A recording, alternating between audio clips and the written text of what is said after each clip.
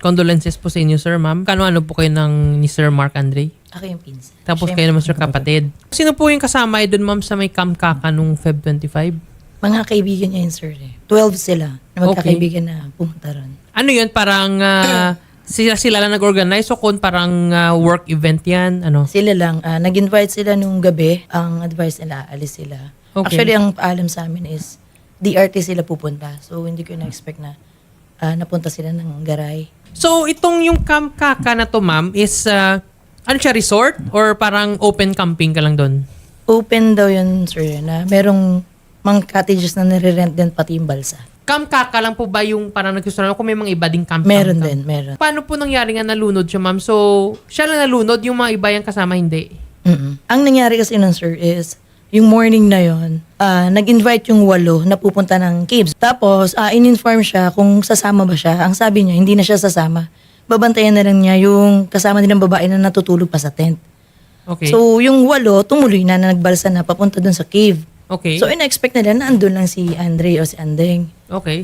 Hindi nila alam na sumunod pala. Pero ang kausap niya, yung si Cara, yung babae na kasama niya na naiwan. Ang tanong kasi ni Andeng doon sa palagay mo, may ganun siya, sa palagay mo, kaya ko yung tawirin.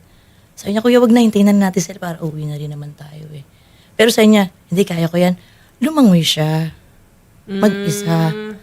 Ang kinalulungkot lang namin kasi doon, sir, kasi may policy doon sa ilog na hindi pwedeng mag-swim nang walang life vest. May penalty.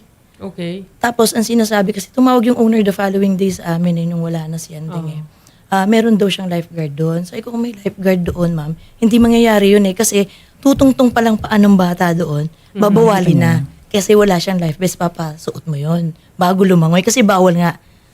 Ayun yung policy nung sa ilog na yon sa kabaan. Dahil marami ng kwento doon Ayun, ayun ho yung nangyari. Wala hong lifeguard. Ayun, yung bata, si Carla, nung nakita niya, si kuya niya na bandang gitna, na parang nalunod, kasi tumawag na Carla, parang gano'n, nanghihingi ng tulong. Tapos humingi siya ng tulong doon sa kabila, sa katabing cottage po na ibang naman yung owner. Ang sabi ho nung parang hardinero nung kanya, humingi ka ng tulong doon sa pinagrentahan ninyo kasi doon kayo nagrent.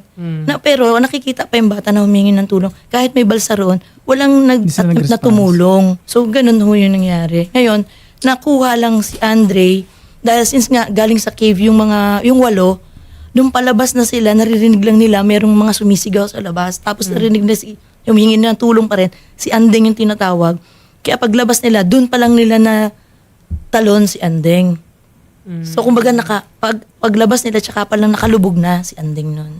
Regarding kasi dyan, ma'am, sa ganyan mga senaryo, so, kung yung Kamkaka, no, may visible sign naman nga do not swim, dapat may life vest ka. So, meaning may proper notice naman, pero tinuloy po ni Sir Mark Andre. So, kahit pa paano may contributory negligence po sa part ni Sir Mark, no? Kaya nalunod siya. Di ba tumawag sino yung owner ng Kamkaka? Ano po yung sinabi niya, ma'am? Humingi na siya ng sorry. Tsaka sir, ang kinontak nila yung mga bata, dapat kung ikaw malinis ang konsensya mo, ang kukontakin mo agad yung family, hindi yung mga bata. Parang ang nangyayari, ang analyze ko dyan is, parang kinakaya nila yung mga bata. Okay. Kasi mga bata ito wala naman itong mga alam sa ano Lahat po ba sila mga above 18 naman? Hindi ko lang alam, pero halos lahat yan above. Above 18 naman. Sir Jamily, magandang hapon. Hi, hello sir. Good afternoon po. Sir, regarding po sir dito sir sa Kamkaka, no, and mga nearby camps, sir, ano po ba yung mga status nito, sir? Currently po kasi for 2026 specifically, wala pa po tayong na-issue na business permit for this kind of operation po ng mga resorts na nasa mga tabing ilog po ng North Sagaray. So basically, sir, itong area sa North Sagaray, sir, no, so this is a government property, technically. Yes po. Itong mga camp na to, hindi naman to sa sir parang permanent establishment, no? Kasi parang camping. Yes po. And also we have to determine ito pong ownership ng mga naka-establish ng mga resorts po dito sa mga kailugan po ng North Sagaray. Whether ito po ba ay merong proper documentation or ownership po ng mga ating operators po ng mga campsite. Sir, ano po ba sir yung distance, sir, no, ang from the camp papunta sa may ilog, sir? Medyo malayo pa ba? Actually, yung po sa mga operation po yan, previously po meron na rin po kasi mga naging incidents po ng, for example, meron po kami on process ngayon na isang same operation to, campsite, na under process po ng BPLO, wherein nakapag-serve na po kami ng notices regarding po dito kasi same scenario po, wala rin po silang existing na business permit. Although ito po, we have to determine ito pong kanilang compliances sa simula po sa mga endorsing offices natin. And then, dun po, from there, we can determine po kung ano po yung mga possible sanctions po sa mga ganitong operations po nila. Regarding sir dito, sir, we heard sir nga medyo madami na yata sir ang incident sir nga drowning, no? Yung mga nalulunod dyan sa Minor Zagaray, sir, no? Kung saan to sir yung mismo yung spot kung saan din nalunod si Sir Mark Andre.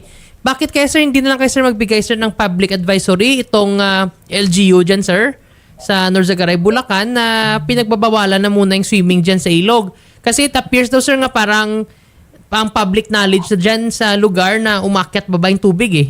Actually po, every year naman, especially during summer, meron naman pong mga advisory. And also yung presence naman po ng ating Municipal Disaster Risk Reduction Management Office ay nandun naman po yung presence nila every time, especially during summer, kung saan yung influx po ng ating mga bisita from other neighboring towns and cities ay dumadagsa po dito sa bayan po ng Norzagaray. Although ito nga po, may mga incidents na nga po na ito, but rest assured po, ang LGU naman po ay hindi naman po nagkukulang sa mga advisory. And also, since ito nga po, may panibagong incident nga po, currently po kasi we're undergoing mga inspections po ng mga establishments. So probably the coming days po, we will have it in the priority list po ng aming mga inspections to determine po. Yes sir, baka siguro sir, lahat sir ng mga walang proper permit or documentation, dapat siguro sir ipasira na yan. And since you mentioned sir nga yung ilog na yun is a government property, so under the management din yan sir ng LGU, baka siguro sir, best siguro sir no, to avoid mga future accidents like this na i-totally ban sir no, yung paglalangoy dyan sa ilog kasi hindi nga siya safe eh. Opo. Well, for that matter po, Attorney, i-discuss ko po ito sa ating municipal administrator for the appropriate action para po dito sa mga kailogan natin. But on the part po dito sa BPLO, rest assured po na yung pong magiging inspection natin ito pong mga active po na operation ng mga resorts na wala pong business permit ay matutugunan po natin. Yes sir.